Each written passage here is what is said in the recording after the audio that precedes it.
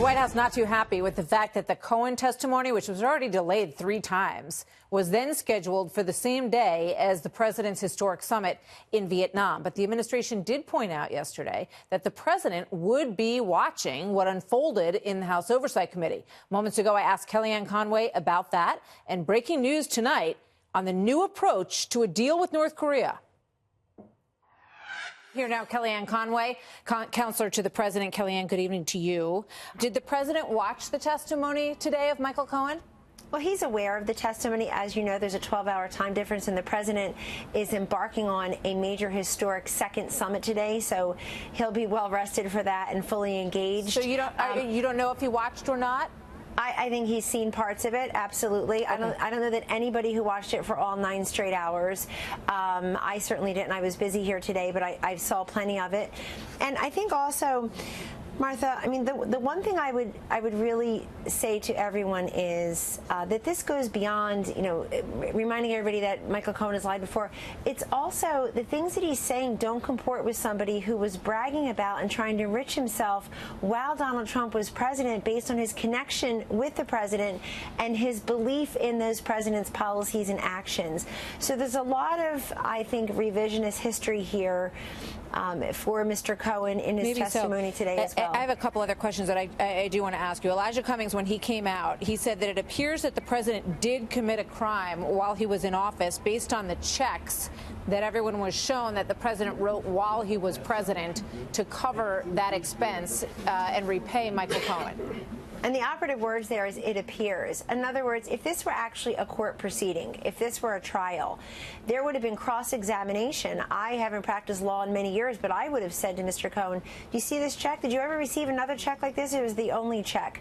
What did those checks say? What were they for?" Well, he said he was going to produce all 11 checks that add up to $130,000. No, not for that. No, Martha, my point is not for that alleged transaction, but over the course of his time in working for the Trump organization. In other words, was this a pattern in practice for somebody who was in the employ to receive retainer checks or be reimbursed for other expenses? I think it proves nothing, and here is why. Michael Cohen admitted today that the president never directed him to lie, never directed him, that he, quote, spoke in code. And that if you're around the president long enough, you know what the president is asking you to do without him asking you to do it. That's a bunch of nonsense to someone who's been around the president every single day for 3 straight years now. He's pretty direct. You see him most days with the media. He's very direct. Well, then let me ask you this question. Is the president concerned about this investigation that we did learn a little bit more about today with regards to the Southern District of New York, looking into financial improprieties, and Alan Weisselberg, his former CFO, who is a cooperating witness in that case? Look, the Democrats are after 3 things today. They're saying that the president knew about the Trump Tower meeting. They're saying that he knew about WikiLeaks from Roger Stone's before. They've all said that's not true, and that this hush money was somehow meant to, there was a worry that it would affect the election. Where is the evidence of that? Martha, you had so many false accusers coming out, as you know, every single day the president talking about them, then being interviewed at length on networks and cable stations, giving them some kind of credibility. I understand all that, but I'm asking you about a separate question. I'm asking you about whether or not the president or the White House is concerned about the outstanding criminal investigation that is ongoing into the president in the Southern District of New York. It's nothing that concerns me or that I work on here any day of the week at the White House.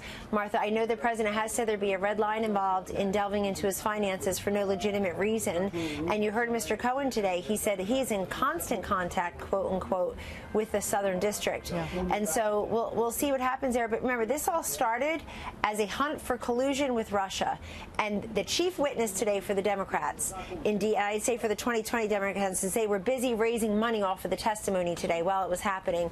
The chief argument that they made that there was collusion with Russia was not proven today, and Mr. Cohen himself said today he has no evidence of that. That is true. Last question. Susan Rice wrote that the president could learn some lessons from the Iran deal, which the president has railed against. She said the United States and North Korea will need to agree on a series of steps that would build mutual confidence as part of a roadmap to full denuclearization. The model for this approach, anathema as it is to Mr. Trump, is the Iran nuclear negotiations. And tonight we're learning that there is, according to some reporting, no longer a demand on the part of U.S. negotiators for a full accounting of nuclear and ballistic missiles. Is that accurate?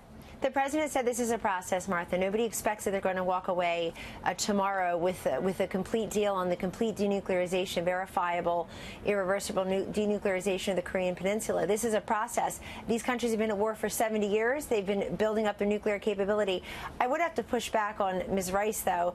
The president is the one who took us out of the Iran deal. He thought it was a horrible deal for this country and for our friend Israel. And I don't know that he would use that as a model.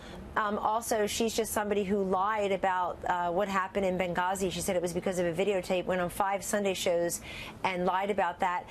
So thanks for the advice, but I think the president will continue forward with the summit today with Chairman Kim. While sanctions remain in place, Martha, nobody's kidding themselves. If North Korea is not going to denuclearize, that is the demand that's on the table from this president. And in return, maybe there's some economic development for North Koreans if, in fact, their chairman does what he says he's going to do or does what the president is demanding that he do. But thanks for even covering Vietnam in this historic second summit, because I don't even know that we deserve a split screen of events today. What the president is doing, I mean, 2 months from now, the president's going to be sitting in the Oval Office. Michael Cohen is going to be sitting in jail. So I think the split screen was overdone today by most in the media. Kellyanne Conway, thank you very much, Kellyanne. Good to speak with you tonight.